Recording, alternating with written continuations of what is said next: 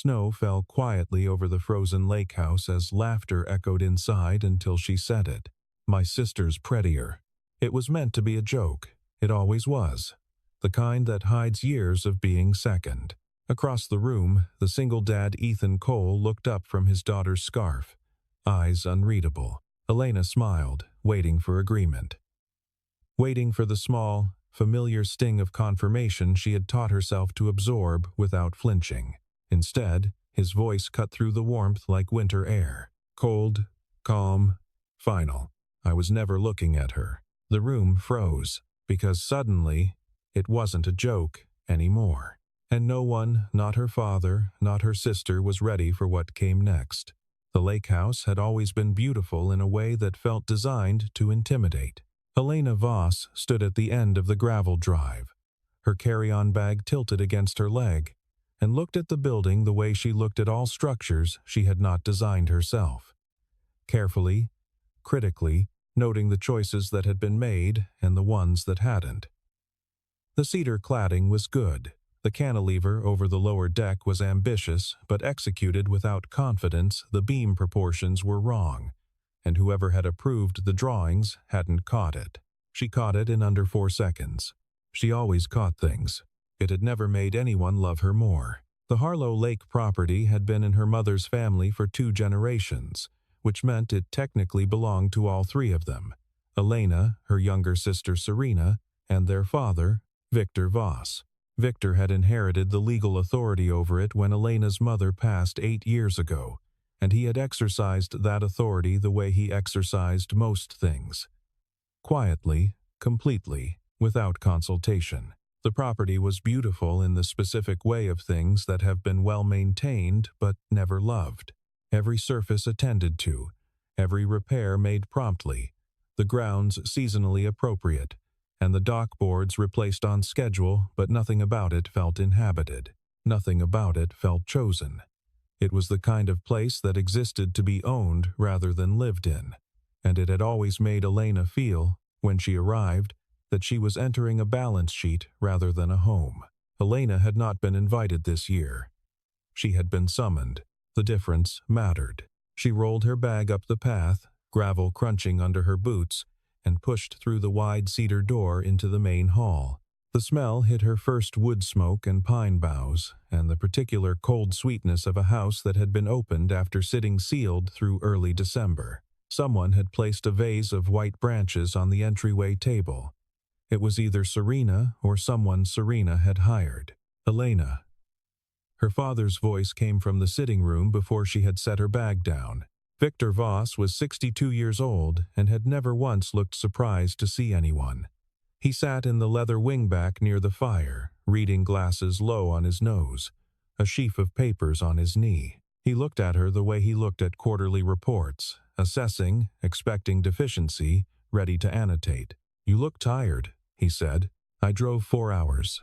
Serena flew. She looked fine." Elena set her bag by the stairs.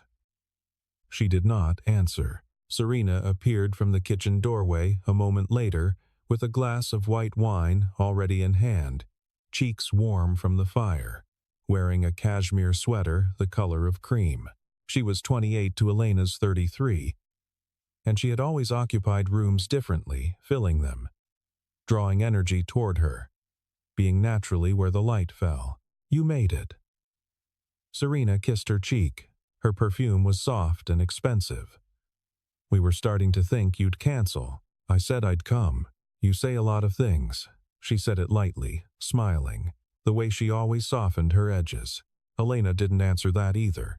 The other guests arrived in the next hour. One of her father's colleagues and his wife, gray-haired, pleasant, forgettable in the way of men who had spent 40 years being pleasant at other people's events. A neighbor from the East Shore who came every year. And then, last, a man Elena didn't recognize. Tall, unhurried, carrying a child on his hip with the easy familiarity of someone who had been doing it long enough that it no longer required thought. He was perhaps 38 or 39. Dark coat, dark scarf. A face that didn't perform anything. The child, a girl, 6 or 7, with his coloring and serious eyes, held a stuffed rabbit against her chest and looked around the room with the careful attention of someone new to a place and determined to understand it. Victor met them at the door. "Ethan, good of you to make the drive. Thank you for having us." His voice was even. Not warm, not cold, calibrated. "This is my daughter, Maisie." He set the girl down, and she stood very straight, the rabbit tucked under one arm. "She won't be any trouble." "Of course not." Victor looked at the child the way he looked at most things that weren't immediately useful. "There's a room for her on the upper floor. Ethan Cole." Elena turned the name over in her mind. Her father had mentioned hiring an outside consultant, someone to review the restructuring agreement for the Voss family property holdings before the new year. She had assumed it would be a gray-suited attorney from a firm she'd never deal with. She had not assumed this. He crossed the room, nodded once to the neighbor, once to the colleague, and then his eyes moved to Elena, paused for exactly 2 seconds, and moved on. She watched him settle on the edge of the sofa, Maisie climbing into his lap, small fingers already unknotting his scarf. He let her. Something about the small, unceremonious nature of that gesture, the way he simply held still and allowed it, was the first thing in 4 hours that had felt entirely genuine. Elena looked away. Outside, the lake was already dark, the ice silent and white beyond the glass. Snow was beginning to fall again, fine and steady, the kind that didn't announce itself. Victor cleared his throat from his chair. "We'll have dinner at 7, he said. "I want everyone sharp." It was the same tone he used for board meetings. Elena picked up her bag and carried it upstairs alone. Dinner was set in the main dining room, under the antler chandelier that Elena had always hated and her mother had always defended. The table had been extended to seat 9. Candles had been lit. The housekeeper, a quiet woman named Bet, who came with the property, had roasted lamb and brought it out in silence. Serena sat across from their father and sparkled in the way she did at every table, every gathering, every room she entered. She had a gift for it, remembering names, touching arms at precisely the right moment, asking questions that made people feel seen. Victor watched her with a satisfaction he had never managed to suppress around her.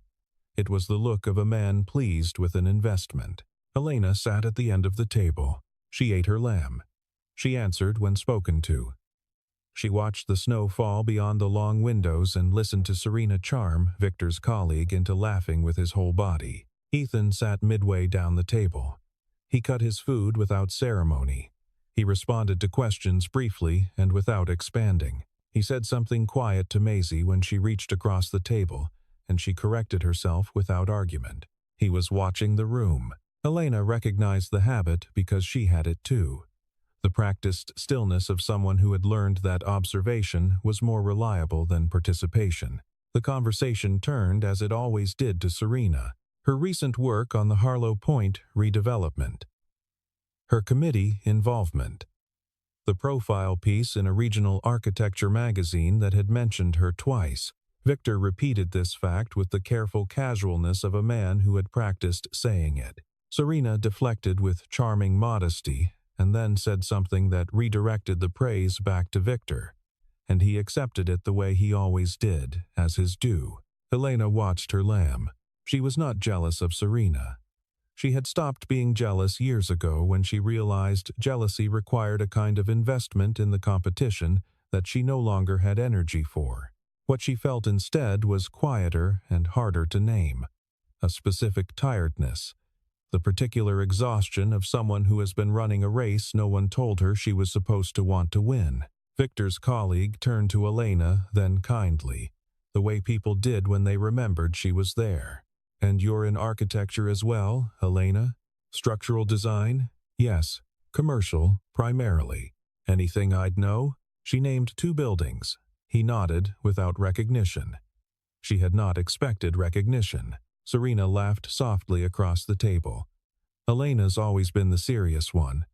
I'm the one who has to be reminded to smile in photographs." She turned to Elena with an expression of fond, gentle condescension. "You used to get so annoyed at family photos. Remember? Dad would say to smile, and you'd just..." She made a face. Flat, deadpan. The table laughed. Victor smiled. Elena looked down. And then she looked up, and the years of it, the dinner tables and the family photos, and the "you look tired" and the quiet, sustained comparison compressed into one moment. She looked at Serena and she smiled, the way she had learned to smile, and she said it. My sister's prettier, anyway. She had said versions of it before. A deflection. A preemptive strike against her own importance. The kind of joke that lands because everyone already believed it. She said it into the candlelight, into the warmth, into the 10 seconds of laughter that were supposed to follow, and across the table, Ethan Cole looked up from his daughter's scarf. He had been adjusting the knot at the back. The child had turned in her chair to show him something on the window, and the scarf had slipped. He had been fixing it with patient, quiet concentration, and then he stopped. He looked at Elena, not at Serena, not at the table. At Elena. His face was unreadable, but he was looking at her, and the attention in it was different from the polite attention of the colleague or the studied attention of her father. It had weight. The silence stretched one beat too long. I was never looking at her. 4 words. Even, low, unhurried. Not performative. Not a compliment engineered to land in front of an audience. Just a statement. The colleague blinked. Victor's expression shifted barely, but Elena had been reading that face for 33 years, and she caught it. Serena's smile held, but her eyes moved to Ethan with a new sharpness. Ethan looked back down at Maisie's scarf and finished adjusting it. The table did not recover its warmth for the rest of the meal. Elena set down her fork, very carefully, and did not speak again. But something in her chest had shifted. Not dramatically. Not with ceremony. The way ice shifts on water that has begun to move beneath it, too slow to see, too real to miss.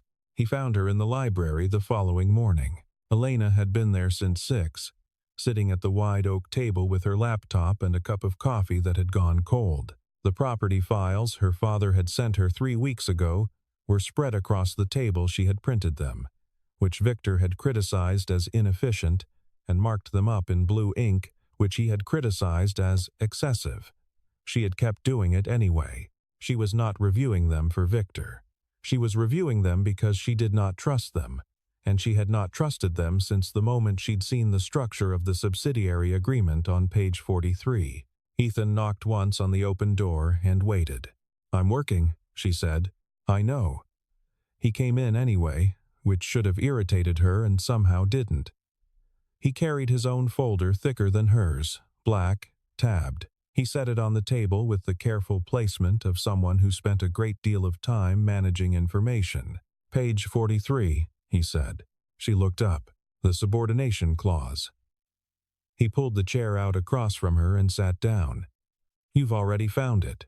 It wasn't a question. "Found it 3 weeks ago," she said. "I've been trying to determine whether it's what I think it is." "It is." He opened his folder to a tabbed section and turned it to face her. "Your father structured the lending agreement through a holding entity that he controls independently of the family trust. The clause subordinates your company's receivables to any outstanding obligations held by that entity, which means if he calls in the note, my accounts freeze and the subordinate claim transfers." She stared at the page. "He's been building this for how long?" "At least 14 months, possibly longer." He did not soften it. He said it the same way he would say the weather. As a fact, present and relevant. Elena sat back.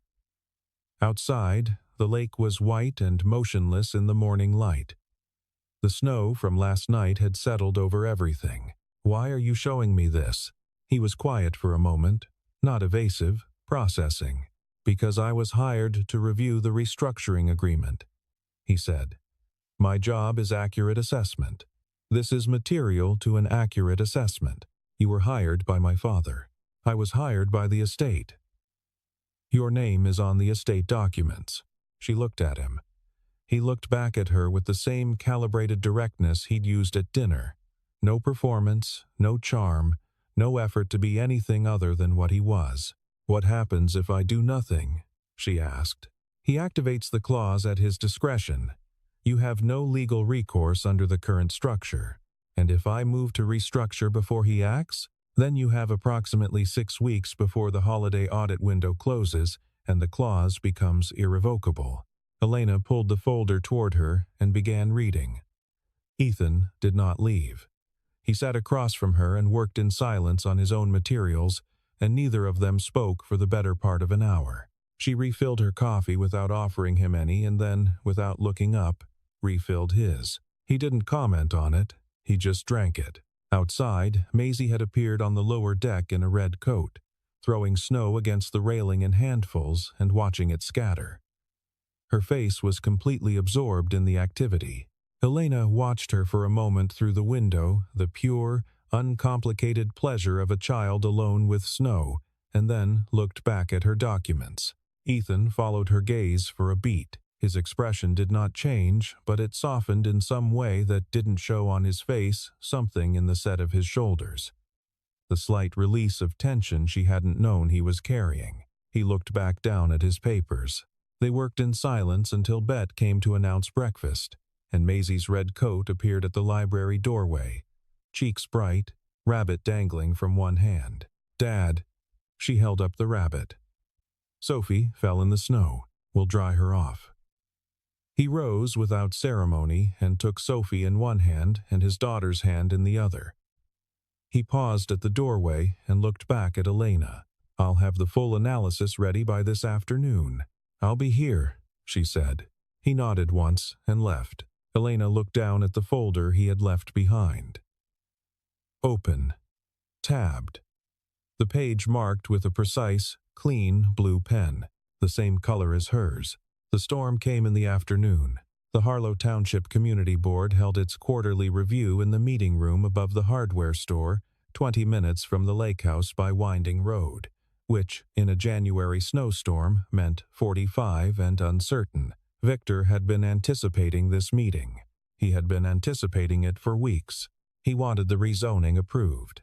More specifically, he wanted Elena's current project, a mixed-use development she had designed and contracted on the South Shore parcel, reclassified under a commercial zoning category that would require her to renegotiate her permits, delay her timeline by at least 8 months, and return to the board for reapproval. The reclassification would be proposed by Victor's long-standing friend on the board, who owed Victor a favor of the professional variety. Elena knew this. She had known it since September, when her attorney flagged the preliminary motion. She did not know that Ethan had asked to attend. The meeting room was wood-paneled and fluorescent lit and smelled of old coffee and folding chairs. 7 board members, 11 citizens. Elena sat in the second row with her rolled blueprints and her laptop. Serena sat beside Victor in the front row, dressed for it, present as a symbol of family unity. The motion was introduced 20 minutes in. Victor's friend presented it with the smoothness of a prepared argument, citing 3 municipal codes that, read in isolation, could support his case. Victor did not look at Elena. Elena opened her laptop. "I'd like to respond," she said. The chair acknowledged her. She stood. She had prepared for this. She had cross-referenced the codes, pulled the 2019 precedent ruling, printed the site surveys. She had been ready for months. She began speaking, and the room shifted its attention. And then, from the back row, a voice. "If I may add something." Ethan stood. He had a printed document in one hand and the particular stillness of someone who was not nervous and had no reason to be. The chair nodded. "I'm Ethan Cole. I've been retained to review the estate holding structure that underlies this property parcel." He set the printed document on the board table. The motion as presented relies on a municipal classification that was superseded by the 2021 Infrastructure Addendum Section 14, which specifically exempts mixed-use residential adjacent parcels under 3 acres from retroactive commercial reclassification. He paused. "This parcel is 2.8 acres. The motion doesn't apply." Silence. Victor's friend looked at his papers. The board chair leaned over to read the document. Victor looked at Ethan for the first time with an expression Elena had only seen him use on subordinates who had surprised him. Cold, recalibrating, not yet decided. Ethan sat down. The motion was tabled. Elena stood in the parking lot afterward in the snow, her blueprints under one arm, and watched the board members filter out. Ethan came out 3 minutes after her, Maisie beside him, pulling her hat down over her ears. She looked at him. "How long have you been planning that?" she asked. "Since this morning." He adjusted Maisie's hat. "The addendum wasn't in your file. I found it cross-referencing the property survey. You could have told me before the meeting. I found it 40 minutes before the meeting." She looked at him for a moment. Snow was falling on his dark coat and he didn't move to brush it off. "Thank you," she said. He didn't say "you're welcome." He looked at her with the same direct, undressed attention he'd had at dinner, and said, "Don't thank me yet." That was the first move. He put his hand on Maisie's shoulder and walked toward the car. Elena stood in the parking lot until his taillights disappeared into the storm. Victor was not a man who showed anger. He redirected it. 3 days after the board meeting, he called a family gathering in the main sitting room, not a meeting, because Victor never called meetings when a gathering sufficed. He poured drinks, he sat in his wingback. He was genial in the practiced way of someone who had decided on his next move and was simply delivering it. "I've been thinking," he said, "about the stewardship of Voss family interests going forward." He looked at Serena. "I'd like to formalize your role as co-director of the property holdings, beginning in the new year." Serena looked at her glass. Elena looked at her father. "That position currently sits with me," she said, "and you've done a fine job." He said it warmly, which was how he said things he didn't mean, but with your current project load and the complexity of the restructuring, it makes sense to distribute the responsibility. Serena's community relationships are excellent. Her instincts are good. And frankly, he paused with the air of a man selecting his words. A fresh perspective would benefit everyone. Serena did not look up. "I don't need to be replaced to add a co-director," Elena said. "That's not what I said. That's what you proposed?" Victor's expression did not change. "This is a family discussion. Then why is the decision already made?" The room held its breath. Victor set down his glass with a precise, deliberate sound. "I think you're reading this as adversarial," he said. "That's your pattern, Elena." She stood.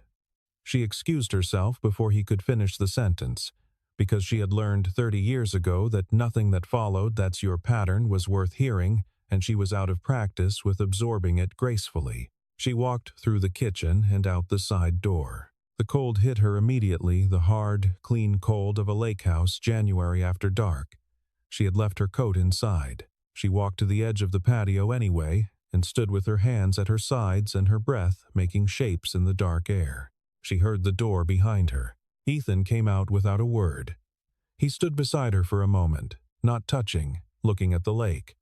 Then he took off his coat and held it out. She didn't take it immediately. He kept holding it. She took it. She put it on, and he stood beside her in his sweater in the cold, with the same composed indifference to discomfort that she was beginning to recognize as characteristic. He crossed his arms, looked at the ice, and said nothing, which was, she thought, the correct thing to say. After a while he said, "What do you want to do? Not what should you do? Not I know what you should do." "I don't know yet," she said. "You have time." "Not much." "Enough." He looked at her sideways. The patio light caught the edges of his face, the steadiness in it. He moved because the board meeting didn't go the way he planned. That's reactive. Reactive people make mistakes. She pulled his coat tighter around her shoulders. "Why do you care?" she asked. Not harshly. Genuinely. He was quiet long enough that she thought he wouldn't answer. "I don't like watching people get taken apart by the people who are supposed to protect them," he said. "I've seen it before." He said it without self-pity and without drama. The way people speak about things that have cost them something real. She didn't ask him to elaborate. They stood in the cold together until Maisie's face appeared in the kitchen window, frowning at them with exaggerated concern, and Ethan raised one hand at her. "I'm here." She pressed her palm flat to the glass. He held his hand steady until she stepped back. "She worries?" Elena said. "She's 7, he said. "She's learned to." Elena handed him back his coat. They went inside separately. The ice was thick enough to walk on. Elena knew because she had tested it that afternoon with a long stick, the way her mother had taught her patient percussion, listening for the change. The lake held. She went out after 11, when the house was quiet. She wore her coat this time, and her warmest boots, and she walked to the end of the dock that extended over the frozen water and sat on the bench at the end of it. The stars were very bright. The ice was white and blue and utterly still. She heard his footsteps on the dock planks 10 minutes later. He sat down beside her with a thermos. He poured, without asking, handed her a cup. Coffee. Black. She drank it. "Maisie's asleep," he said. "I wasn't worried about Maisie. I know. A beat. She sleeps like a stone once she's out. First hour is the hard part." Elena looked at the ice. "How long has it been just the two of you?" 4 years. He said it simply. "That's young." She didn't ask for more. He didn't offer it. The silence was the kind that doesn't need to be filled. After a while, she said, "My mother used to bring me out here when I was small. Before Serena was born. Before everything calcified." She paused.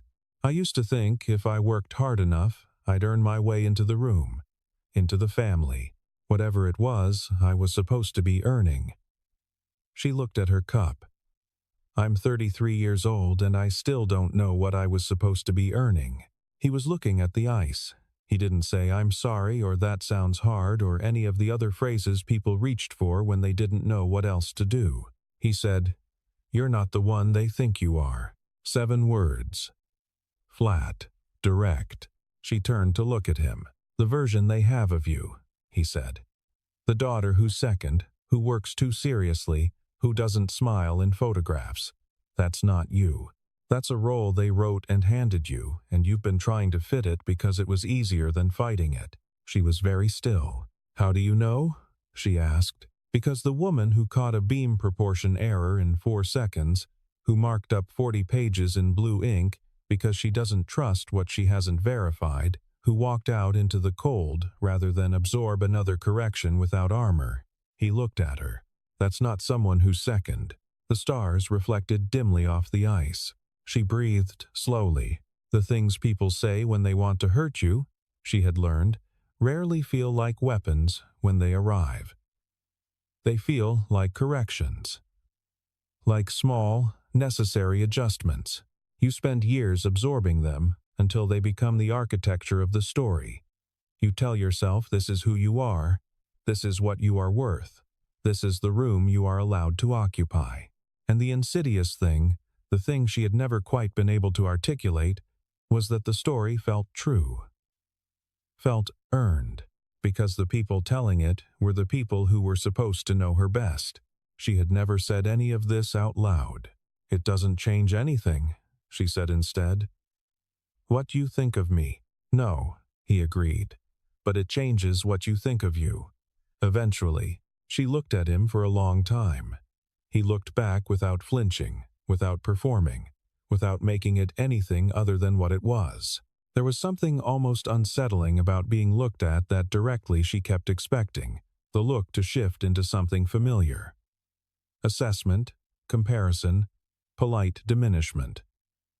It didn't. The thermos sat between them on the bench, steam drifting upward from the lip and dispersing into the cold. "Your daughter has your eyes," she said finally. "I know." Something shifted in his expression, not a smile. "Exactly. But the place a smile comes from. She also has my habit of watching before she speaks, which makes parent-teacher conferences interesting." Elena looked at the ice. "I bet she's extraordinary."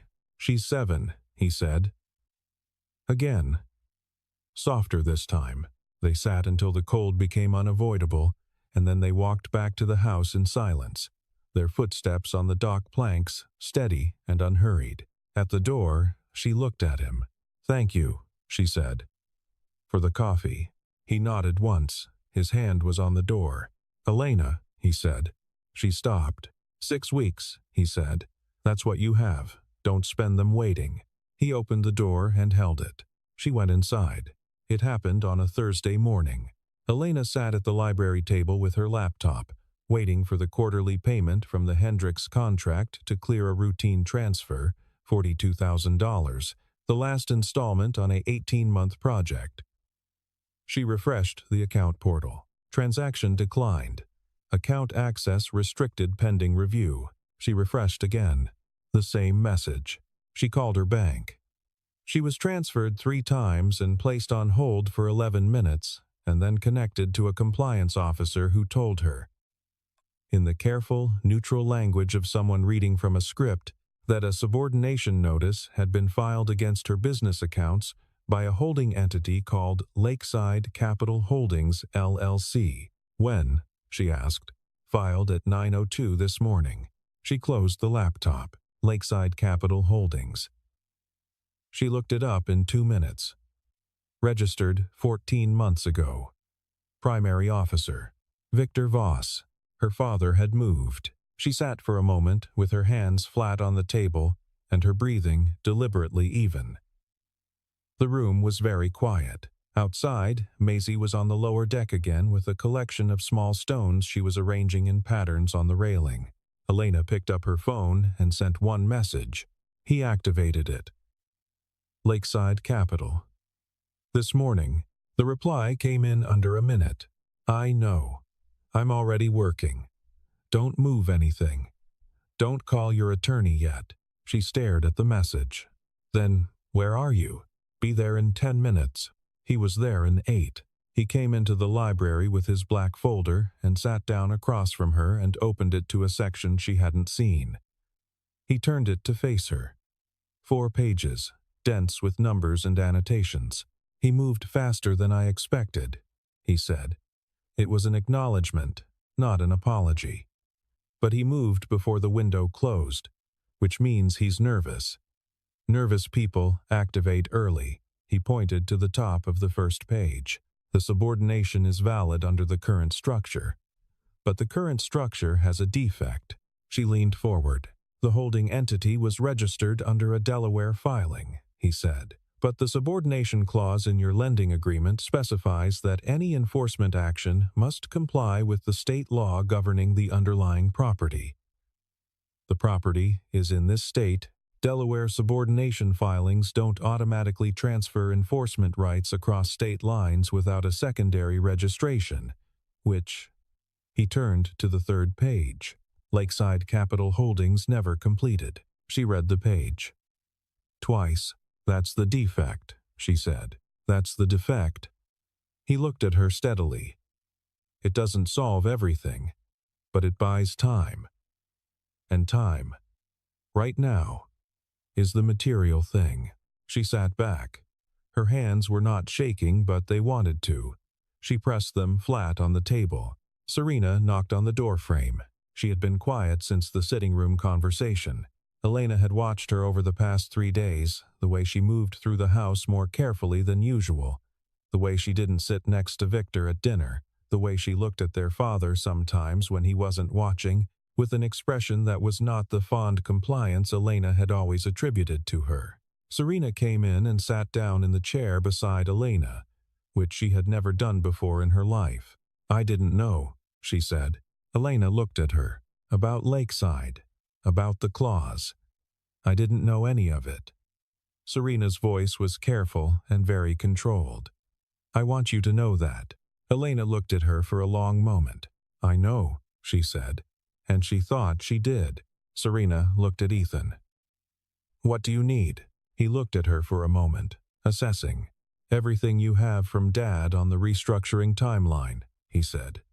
"Emails, texts, anything he sent you about the property holdings in the last 18 months. She nodded once, stood, and left. Elena looked at Ethan.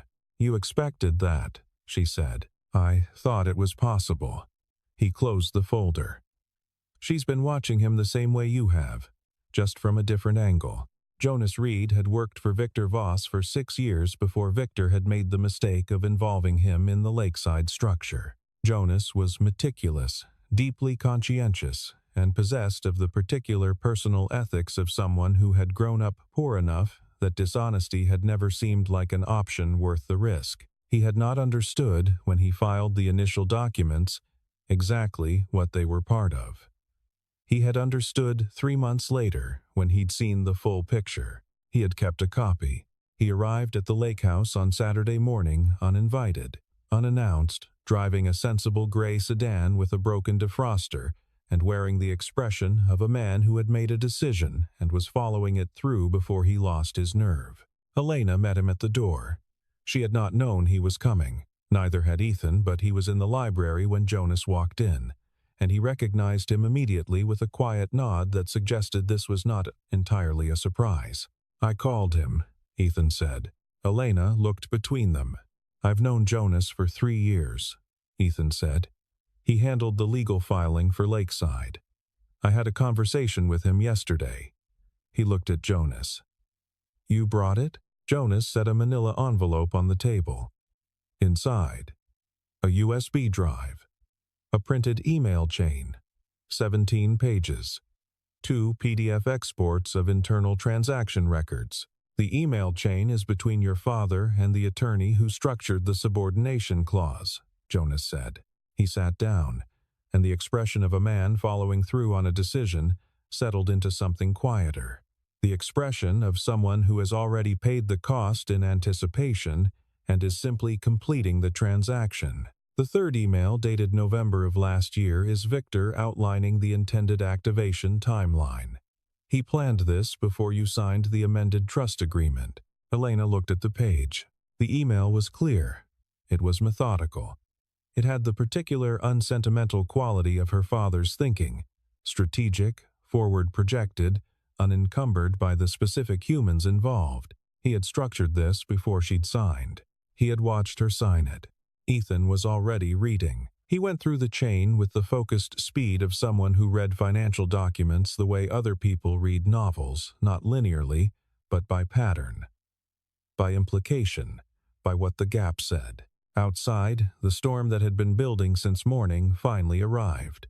Snow hit the windows in horizontal sheets. The lake disappeared into white. "The email chain establishes intent," Ethan said.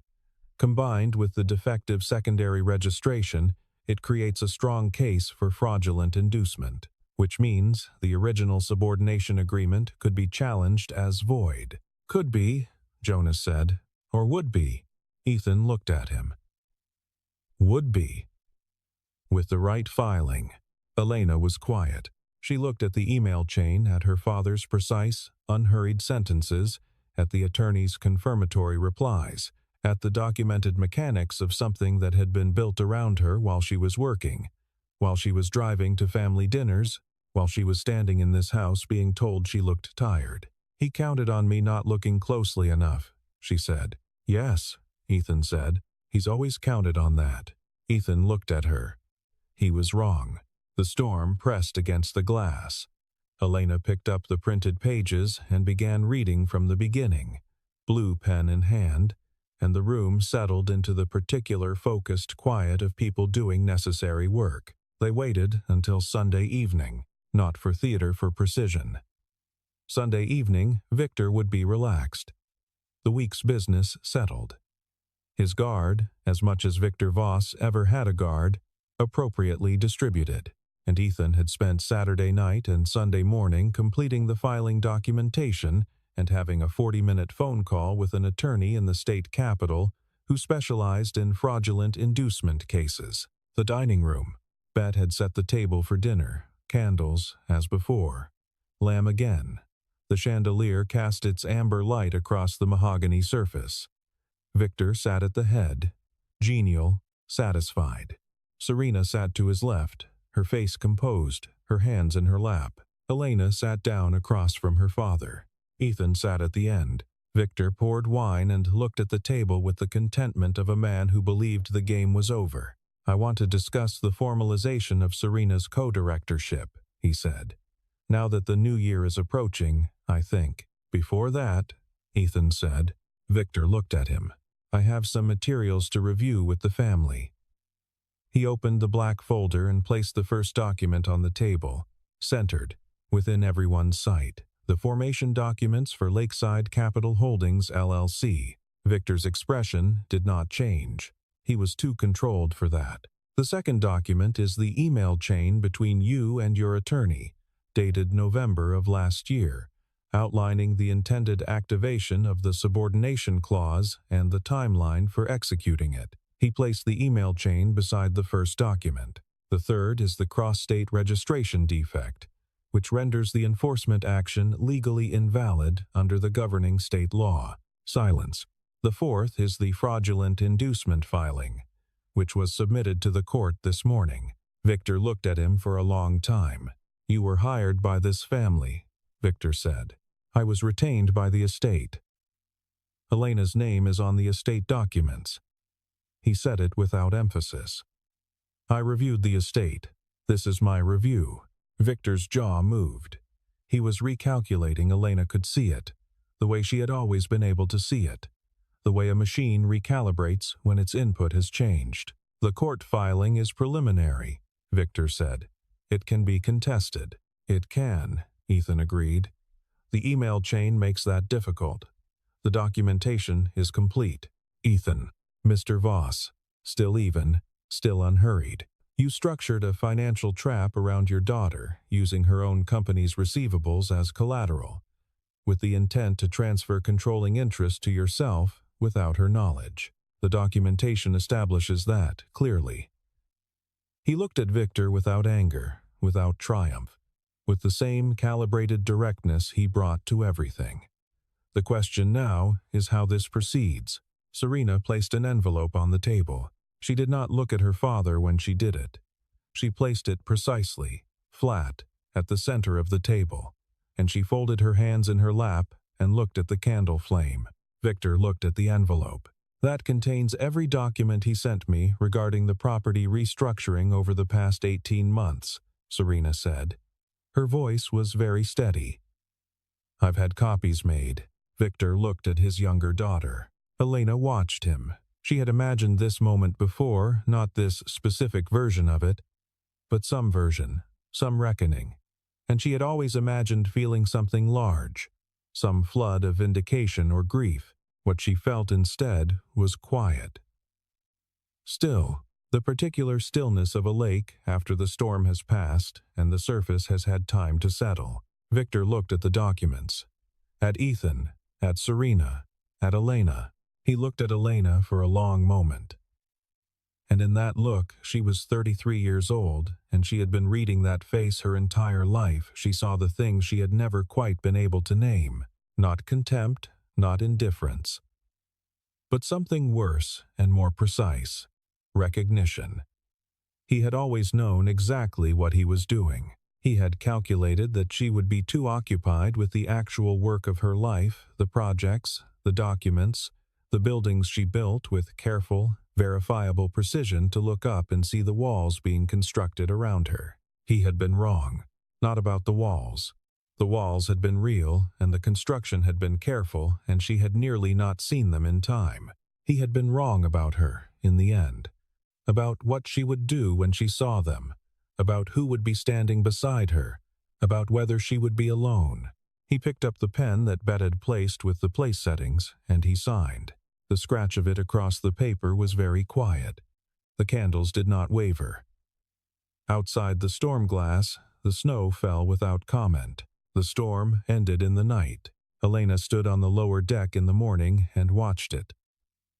The specific quality of post-storm light over snow, which was different from any other light. Softer, more honest, without the hard angles of sun on dry surfaces. Everything was covered. The lake was invisible under white.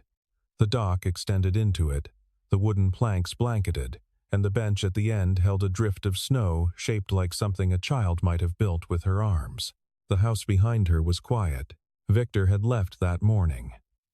Early, without ceremony, with 2 bags and his phone against his ear, and the particular posture of a man rerouting. He had not said goodbye to Elena. He had paused in the doorway where Serena stood and looked at her, and Serena had looked back, and something had passed between them that was not forgiveness and was not dismissal, something more complicated and more honest than either. The Hendricks payment cleared at 9:17. Serena brought her coffee at 9:20 and sat beside her on the deck steps, and they watched the lake in something that was not quite silence. There were birds somewhere in the pines, and the sound of snow shifting from branches but was close enough. "I didn't know he had it in him," Serena said. "Which part?" "Any of it. The lakeside structure, the timeline." She wrapped both hands around her mug. "I knew things were complicated. I told myself complicated was different from..." She stopped. "It wasn't different," Elena said. "No." A pause. "I'm sorry." Elena looked at the lake. "For what, specifically?" Serena was quiet. "For taking up all the light." Elena looked at her. Her sister's face was composed and tired and genuinely sorry in a way that had nothing performative about it. "You didn't take it," Elena said. "It was given to you. That's different." They sat until their coffee was gone, and Maisie came through the door behind them in her red coat, Sophie the rabbit under one arm, looking at the snow with the expression of someone who has a great deal to accomplish. "Can I go on the ice?" she asked. "With supervision," Ethan said behind her. He came out with his own coffee and stood at the railing, looking at the lake. He looked, as he always looked, like someone who had arrived at the place he meant to be. Elena looked at him. "When do you leave?" she asked. "Tuesday. I have a meeting in the city." He looked at her. "You?" "I have a project to get back to. And apparently a company to fully reclaim." He nodded once. The morning was very still. Maisie had navigated the deck stairs with dignified caution and was now standing at the edge of the snow-covered lawn, testing the depth with one boot. Elena looked at the lake and then back at him. "Why did you help me?" she asked. He looked at her in the same way he had looked at her across the dinner table, across the library table, across the dock in the dark, with the same quality of attention that felt like being genuinely seen rather than assessed. "Because you were worth helping," he said. "That's not an answer."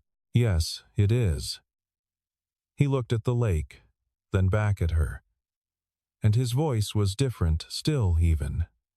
Still unhurried, but without the careful calibration she had come to recognize as his professional register. Something underneath it, something he had chosen to let through. "I was never looking at her," he said. It was the sentence from the dinner table. The same words. But here, now, in the morning light, with the snow settled over everything, and the house quiet behind them, it was not the same sentence. It was a statement of intent. It was a choice, made deliberately, in the full knowledge of what it meant. Elena looked at him for a long time. She did not say, "I know." She did not perform being moved by it, though she was. She breathed slowly and looked at the man standing beside her in the post-storm light. The man who had read 40 pages of financial documents at her kitchen table and fixed his daughter's scarf and stood beside her in the cold without speaking, and brought coffee to a frozen dock at 11 at night, and had, in the span of 6 days, done something that 33 years of trying to belong had never managed. He had simply seen her.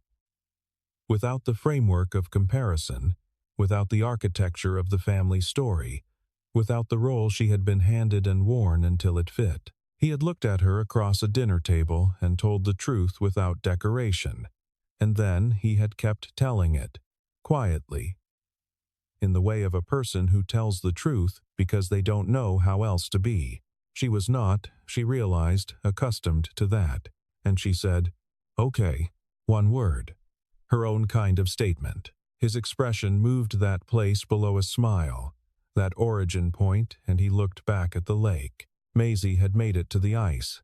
She was standing at the edge with the gravity of a 7-year-old who has determined that a thing can be done and is doing it. She looked back at her father and held up Sophie, who had been brought along as a witness. He held up his hand. "I see you." She turned back to the lake, satisfied, and took one careful step forward, and then another, and then stopped and lifted her face to the pale winter sky with an expression of complete, uncomplicated joy. Elena watched her. Something in the watching loosened something in her chest, the same something that had shifted at the dinner table. When a man she didn't know had looked at her and not at her sister, and the world had briefly stopped performing and become, for one unpredictable moment, honest. Then she put down her empty cup, walked down the deck stairs, and stepped out onto the snow. Maisie heard her footsteps and turned. For a moment they regarded each other, the woman who had always been careful and the child who had learned to be, and then Maisie reached out and took Elena's hand. Her small fingers were warm through the knit gloves, entirely trusting, in the way of children who have decided you are safe. She tugged once, toward the ice. Elena went. Behind them, on the deck, Ethan stood with his coffee and watched his daughter pull Elena Voss across the frozen surface of Harlow Lake, and the expression on his face was the one he saved for things that mattered. The snow had stopped. The ice held. The light, particular and honest and without pretense, lay across all of it. The lake, the dock, the house, the two figures on the white expanse below, and the morning was very quiet and very new. Some beginnings don't announce themselves. They arrive the way snow does, silently, while the house is warm and no one is watching, until you step outside and find the world has changed while you were looking the other direction. She had stopped waiting to be told she was worth looking at. She had stopped needing to be.